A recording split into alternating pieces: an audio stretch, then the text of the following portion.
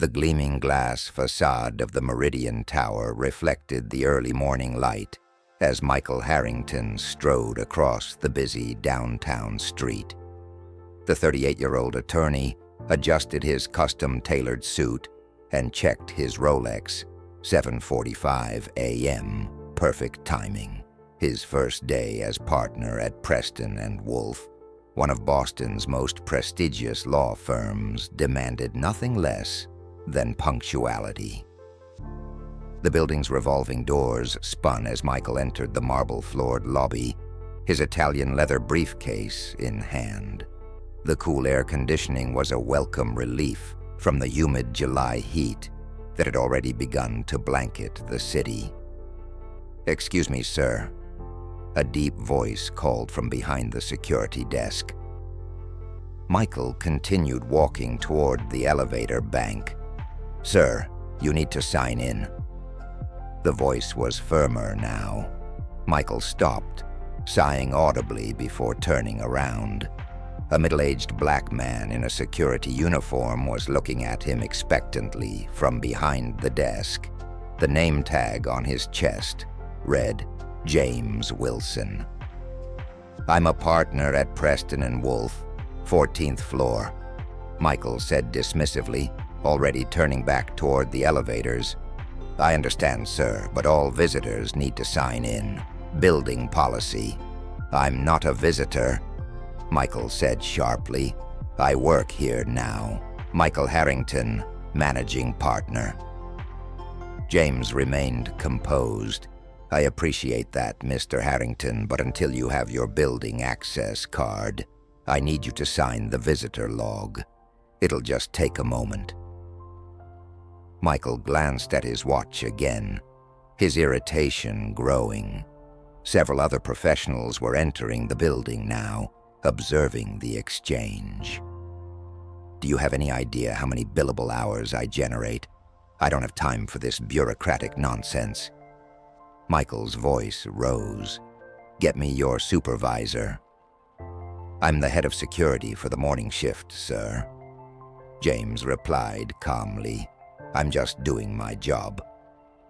"Well, your job is impeding my job," Michael snapped, "and I guarantee my job matters more to this building than yours does."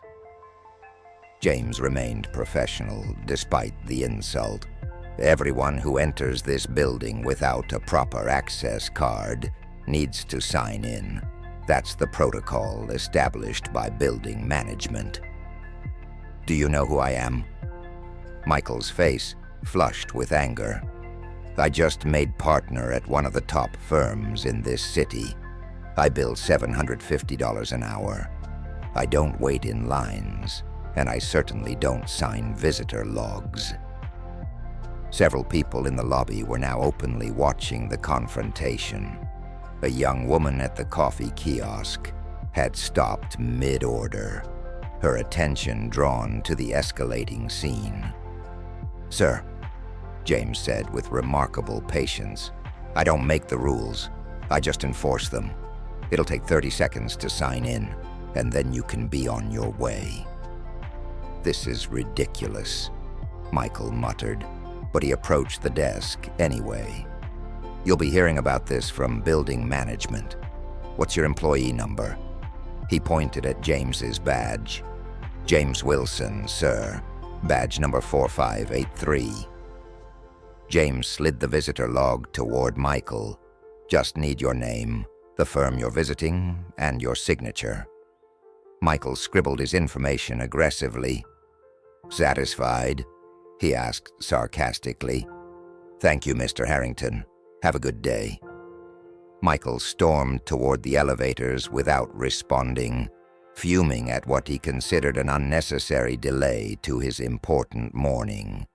As the elevator doors closed behind him, Michael didn't notice the concerned glances exchanged between the other passengers who had witnessed his behavior. Nor did he see James Wilson quietly picking up the phone at his station. Chapter 2. The Office. The elegantly appointed offices of Preston & Wolf occupied the entire 14th floor of Meridian Tower. Floor-to-ceiling windows offered panoramic views of Boston Harbor, while the interior featured rich mahogany furnishings and tasteful artwork. "Michael, there you are." Sandra Powell, the firm's HR director, greeted him at the reception area. "We expected you 15 minutes ago for your orientation." Michael's irritation from the lobby incident hadn't subsided. "I was delayed by your incompetent building security. Someone needs to tell them who actually matters in this building." Sandra's smile faltered slightly. "I'm sorry to hear that. Was there a problem?" "Some rent-a-cop named Wilson wouldn't let me through without signing in like a common visitor," Michael complained as they walked down the hallway. "Completely unprofessional. I want to file a complaint." "I see," Sandra said carefully. "Let's get you settled first, and we can address that later." She led him to a corner office with breathtaking views. "This will be your space. We've set up everything according to your specifications." The office was impeccably furnished with a custom executive desk, ergonomic chair, and a small conference table by the window. A desktop computer and brand new laptop he sat ready for use. "Your login credentials are in this envelope," Sandra explained, handing him a folder. "It will be by shortly to set up your phone. The partners' meeting is at 10 o'clock in the main conference room." "Perfect," Michael said, his mood improving as he surveyed his new domain. "And my assistant?" "Rebecca will be your executive assistant. She's been with the firm for 5 years and knows everything about how we operate." A young woman appeared in the doorway. "Mr. Harrington, I'm Rebecca Chen. It's a pleasure to meet you." Michael gave her a cursory nod. "I'll need coffee, black, no sugar, and my schedule printed out. Also, find out who manages building security. I want to file a complaint about an incident this morning." Rebecca's expression remained professional. "Of course, I'll take care of that right away." As Rebecca left, Sandra handed Michael several documents. "These need your signature for HR, and here's your building access card." She placed a plastic card on the desk. "This will give you access to the building's main entrance, our floor, and the executive parking garage." Michael picked up the card. "Finally, some recognition of my status. The senior partners are looking forward to meeting with you." Sandra continued. "Mr. Wolf specifically mentioned wanting to discuss the Eastland development project. He thinks you'll bring valuable perspective." "He's right about that," Michael said confidently. "I handled 3 similar projects at my previous firm." "One more thing," Sandra added. "The building management company is hosting a reception next Friday to welcome new tenants and executives. As a new partner, your attendance would be appreciated." "Is it mandatory?" Michael asked with obvious disinterest.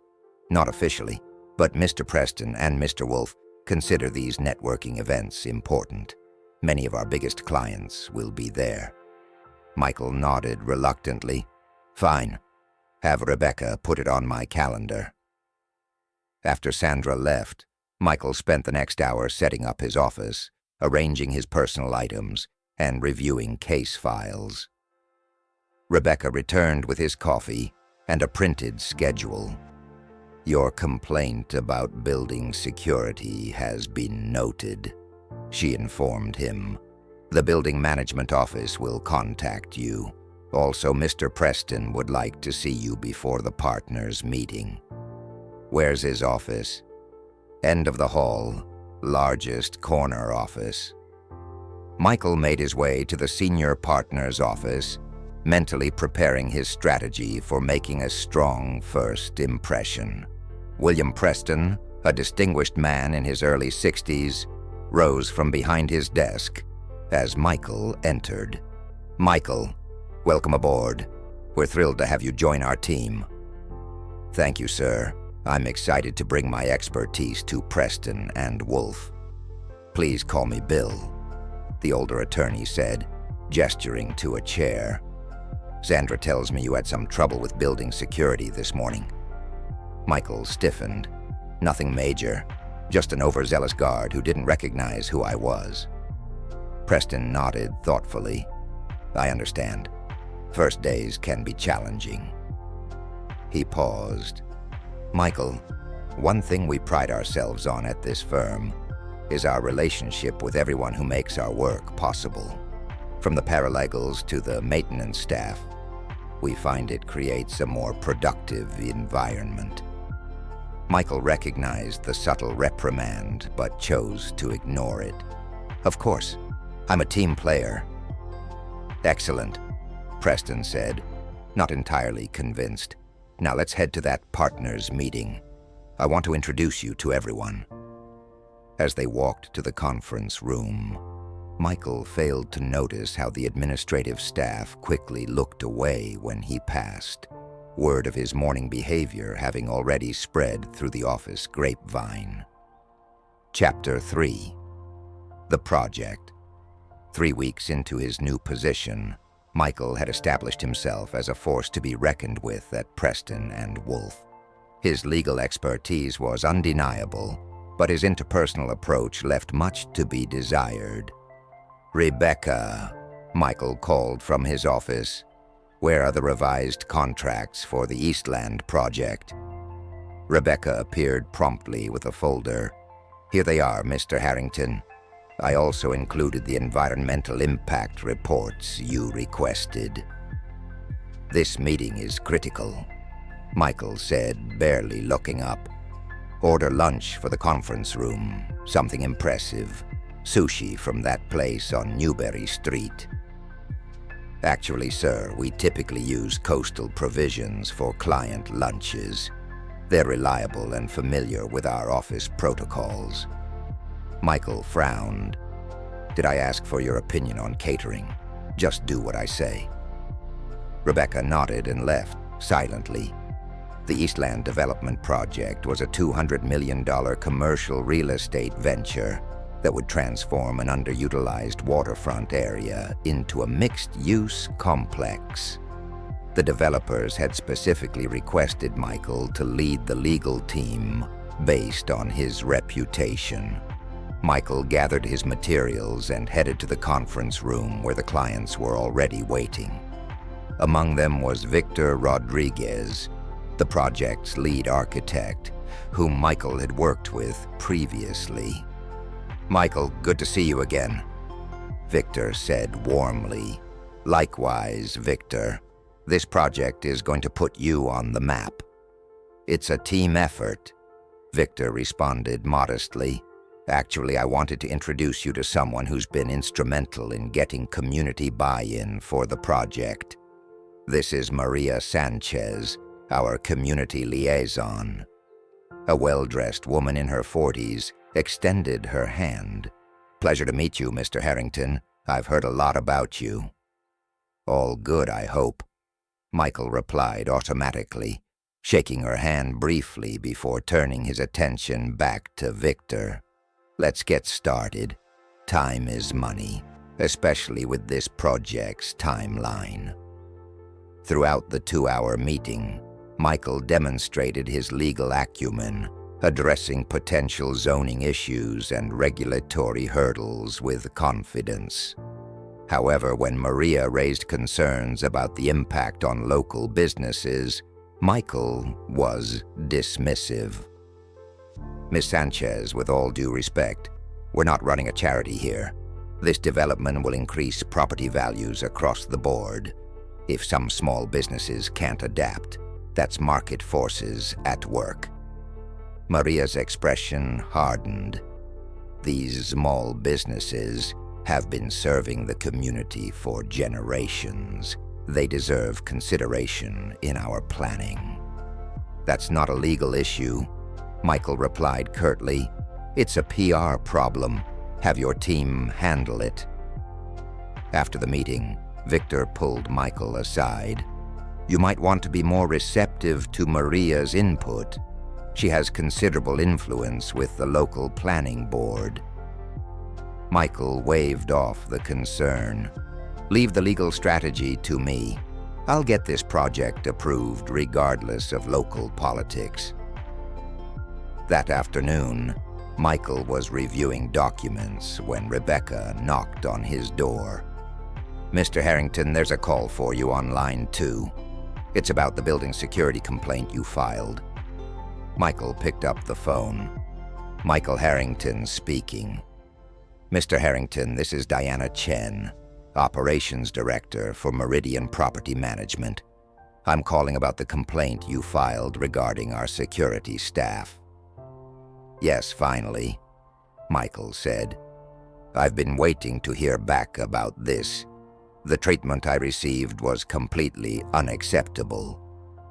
"I've reviewed the incident report and spoken with Mr. Wilson," Diana replied, her tone professional but cool. "From what I understand, he was following standard building protocol." "He was obstructive and disrespectful," Michael insisted. "I'm a partner at Preston and Wolf, not some random visitor." "Mr. Harrington, our security protocols apply to everyone who enters the building without proper identification. Mr. Wilson was simply doing his job." "Well, his job interfered with mine, and I don't appreciate it," Michael said firmly. "I expect this to be addressed." There was a pause on the line. "I understand your position, Mr. Harrington. However, I should inform you that Mr. Wilson has received consistently excellent performance reviews, and we stand by his handling of the situation." "This is ridiculous," Michael said. "Who's your supervisor?" "I want to escalate this. You're welcome to contact the building owner directly if you wish," Diana replied evenly. "Would you like that contact information?" "Yes, I would," Michael said, confident that taking his complaint higher would yield better results. "The building is owned by Meridian Holdings, it's LLC. The principal owner is Mr. Robert Wilson. You can reach his office through the main switchboard." Michael paused, the name registering. "Wilson? Any relation to your security guard?" "Yes, Mr. Harrington. James Wilson is Robert Wilson's father. Mr. Wilson Sr. has worked security at this building for over 20 years, since before his son acquired the property. He continues to work because he enjoys interacting with the tenants." Michael felt his stomach drop. "I see. Is there anything else I can help you with today, Mr. Harrington?" "No, that will be all," Michael managed to say before hanging up. He sat at his desk, stunned by the revelation. The security guard he had berated and talked down to was the father of his building's owner, a man whose good graces could significantly impact the firm's tenancy. A knock on his door interrupted his thoughts. It was William Preston. "Michael, do you have a moment? I'd like to discuss something important." Chapter 4. The Reconciliation. William Preston closed the door to Michael's office and took a seat across from him. "Michael, I just received a concerning call from Robert Wilson," Preston began, his expression grave. "He mentioned an incident involving his father and one of our partners." Michael shifted uncomfortably in his chair. "Bill, I can explain." Preston held up a hand. "Before you do, you should know that Robert Wilson isn't just our landlord. He's also one of our biggest clients. His real estate portfolio accounts for nearly 15% of our annual revenue." The implications hit Michael like a physical blow. Not only had he insulted the father of the building's owner, but he'd potentially jeopardized a significant client relationship for the firm. I wasn't aware of that connection, Michael admitted. Clearly, Preston replied. Robert is understandably upset. His father may work as a security guard by choice, but he's a respected professional who deserves courtesy, as does everyone who makes this building function. Michael nodded, a rare feeling of humility washing over him. What happens now? That depends on you, Preston said. Robert values loyalty, to family and to business partners. How you address this situation will determine whether we can salvage both our tenancy and our client relationship. What do you suggest? A sincere apology would be a start, not because of who James Wilson's son is, but because it's the right thing to do. Preston stood. I've arranged for you to meet with both James and Robert tomorrow morning at 8 a.m. in the lobby. I suggest you be punctual and humble. After Preston left, Michael sat alone with his thoughts. Throughout his career, his aggressive approach had served him well, but now it threatened everything he'd worked for. For the first time, he began to question whether his success justified his behavior. The following morning, Michael arrived at the building at 7:45 a.m., dressed in a conservative suit. The lobby was quiet, with only a few early workers trickling in. James Wilson was at his usual post behind the security desk. As Michael approached, James looked up with professional detachment. "Good morning, Mr. Harrington." "Good morning, Mr. Wilson," Michael replied, his usual confidence subdued. "I believe we have a meeting scheduled." "Yes, sir. My son should be here momentarily. You can wait over there if you'd like." James gestured to a seating area. Michael shook his head. "If it's all right with you, I'd prefer to speak with you first, privately." James seemed surprised but nodded. "I have a break in 5 minutes. We can talk in the security office." The security office was a modest room behind the main desk, functional rather than comfortable. James offered Michael a seat and took one across from him. "Mr. Wilson," Michael began, "I owe you an apology. My behavior when we first met was inexcusable. I was rude, condescending, and completely out of line." James studied him carefully. "May I ask what prompted this change of heart? The fact that you discovered who my son is?" Michael felt the deserved sting of the question. "That was the wake-up call, yes," he admitted honestly, "but it made me reflect on how I've been treating people generally. It shouldn't have taken learning about your connection to make me realize I was wrong." James nodded slowly. Many people go through life never seeing the humanity in those they consider beneath them. At least you've had this realization, whatever the catalyst. "My behavior reflects poorly on me, not on you," Michael continued.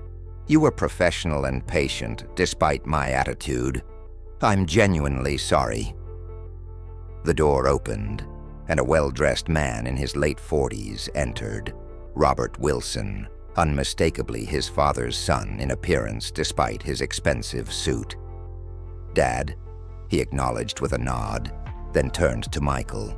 "Mr. Harrington, I appreciate you agreeing to this meeting."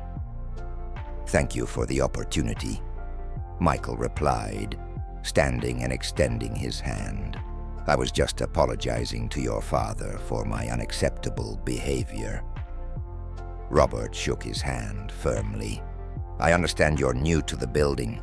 First impressions are important, but so are second chances." He looked at his father.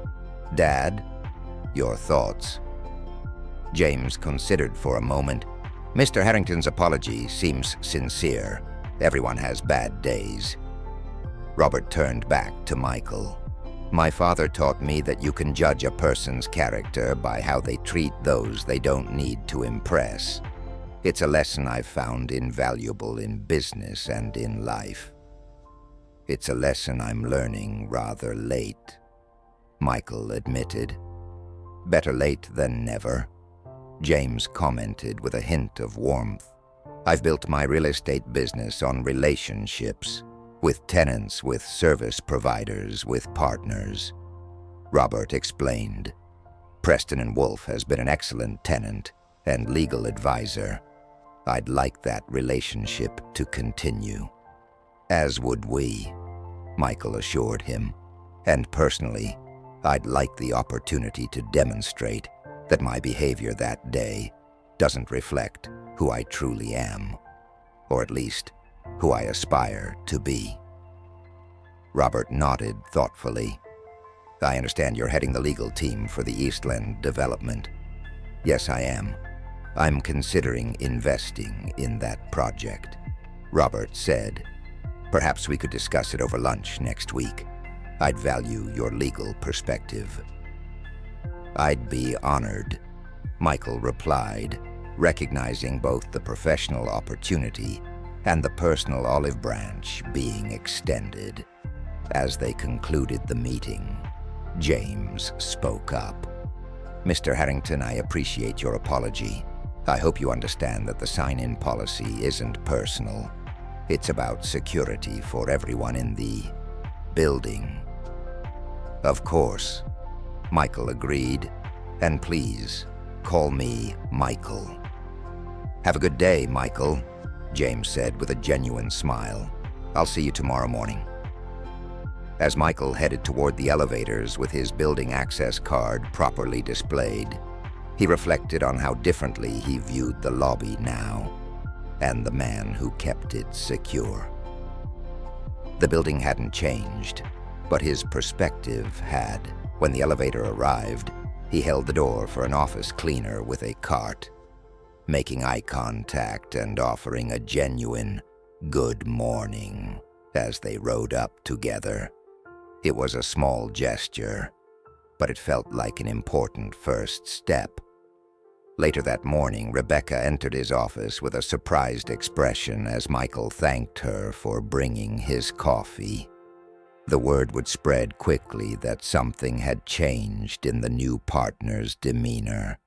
Michael knew that one morning of improved behavior wouldn't erase weeks of arrogance.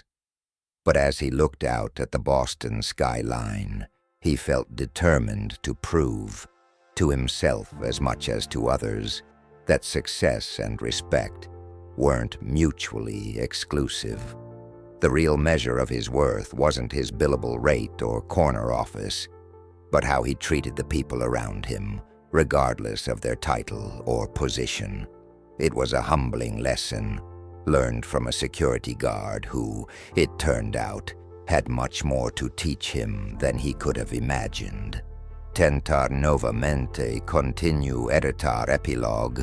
6 months later, the December snow fell softly outside the windows of Meridian Tower, transforming Boston's skyline into a winter wonderland. Inside the building's grand atrium, the annual holiday party was in full swing. Tenants and staff from all floors mingled under tasteful decorations, the atmosphere warm with conversation and seasonal cheer. Michael Harrington stood near the refreshment table, engaged in conversation with Victor Rodriguez and Maria Sanchez. The Eastland Development Project was now well underway, with construction set to begin in the spring. Your revisions to the Community Benefits Agreement made all the difference, Maria was saying. The local business association actually voted unanimously to support the project. Michael nodded modestly. It was your insights that made it possible. I just helped put it into legal language. Don't sell yourself short, Victor added.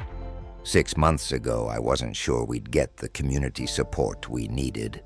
Now we're heading into construction with goodwill on all sides. As they continued chatting, Michael noticed James Wilson entering the atrium in a well-tailored suit rather than his security uniform. He excused himself from the conversation and made his way over. "Mr. Wilson, good evening. Nice to see you off duty." James smiled warmly. "Michael, please call me James. And yes, I don't wear the uniform to parties. My son insists." "It's a good look," Michael replied. "How's the knee doing?" Over the past months, he had learned about James's old football injury that occasionally bothered him during long shifts. "Much better, thank you. That orthopedist you recommended worked wonders." "Glad to hear it. Is Robert here yet?" "He's running a bit late. A board meeting." James glanced around the room. "Quite a turnout this year." "It's a good building," Michael said sincerely, "with good people." Their conversation was interrupted by Rebecca, who approached with a nervous expression. "Mr. Harrington, I hate to bother you at the party, but the Westeridge documents need your signature before morning. They're on your desk." "No problem. I'll head up after the party." "I could run up and get them," Rebecca offered, "so you don't have to leave." Michael shook his head. "Enjoy the party, Rebecca. I can sign them later." Rebecca's surprise was evident, but she smiled gratefully before rejoining her colleagues. "You've changed since you first arrived," James observed after she left. Michael considered this. "I'd like to think I've grown." "Growth is good," James agreed. "Not everyone is willing to do the work." "I had a good wake-up call," Michael admitted, "and good examples to follow." James nodded toward the entrance where Robert had just arrived. "Speaking of which, there's my son. I should go say hello." "Before you go," Michael said, "I wanted to let you know that Preston and Wolf has established a scholarship program with Bunker Hill Community College. It's for security and facilities management students." James looked surprised. "That's wonderful. Robert didn't mention it." "He doesn't know yet," Michael explained. "It was just approved by the partners yesterday. We're calling it the James Wilson Scholarship for Excellence in Building Services." James was momentarily speechless. "I don't know what to say." "You don't need to say anything. It's our way of recognizing the importance of what you and your colleagues do. 4 full scholarships a year." "That's incredibly generous," James finally managed. "Actually, it was Bill Preston's idea. After I told him about our first interaction, he suggested we needed to do more to recognize the people who make our work possible." "Dad!" "Michael," Robert called, approaching them with a glass of champagne in hand. "Discussing business at a holiday party. For shame." "Not business," Michael replied. "Just appreciation." Throughout the evening, Michael made a point of speaking with many of the building staff, maintenance workers, receptionists, custodians, people he would have previously overlooked. He knew some by name now, had learned about their families, their aspirations. Later, as the party wound down, William Preston joined him by the windows overlooking the snow-covered city. "Quite a different attorney than the one who joined us 6 months ago," Preston observed. "Still a work in progress," Michael replied. "Aren't we all?" Preston said thoughtfully. "By the way, the executive committee voted unanimously this morning. You'll be leading the firm's new community engagement initiative." Michael raised an eyebrow. "That's unexpected." "Is it? You've demonstrated a remarkable ability to bridge divides. The Eastland project is being hailed as a model for responsible development." "I had good teachers," Michael said, glancing across the room where James and Robert Wilson were laughing together. "Sometimes the most important lessons come from unexpected sources." Preston agreed. "When you first joined us, I saw a brilliant legal mind, but worried about your people's skills. I'm glad I was wrong." "You weren't wrong," Michael admitted. "You were just patient enough to wait for me to learn."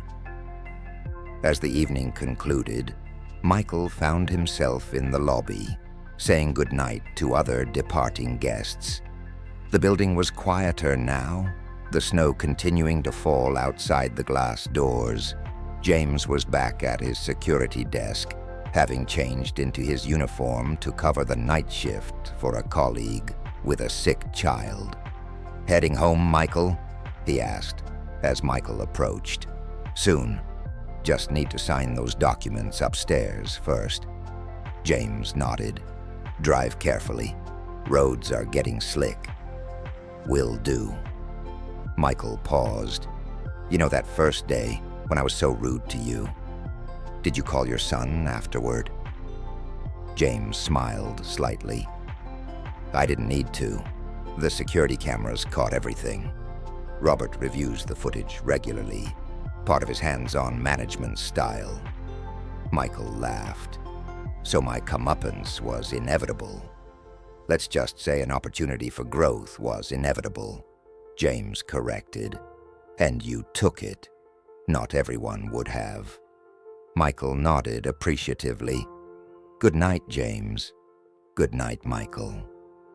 As Michael walked toward the elevators, he reflected on how a simple interaction, one he'd initially viewed as a minor inconvenience, had fundamentally changed his outlook on success and respect. The guard he had once dismissed now represented a turning point in his life and career. The lobby had changed very little in 6 months. The marble floors still gleamed, the elevators still carried ambitious professionals to their offices, and James Wilson still watched over it all from his security desk. But Michael Harrington saw it differently now, not as a space to pass through on the way to what mattered, but as a community where every role had value and every person deserved respect. As the elevator doors closed, Michael caught a final glimpse of James nodding respectfully to the cleaning crew arriving for their night shift. Some lessons, he realized, couldn't be learned in law school, and some of the most valuable teachers didn't come with impressive titles or corner offices. They simply came with wisdom, patience, and the quiet dignity that came from knowing exactly who they were, regardless of what others might initially see.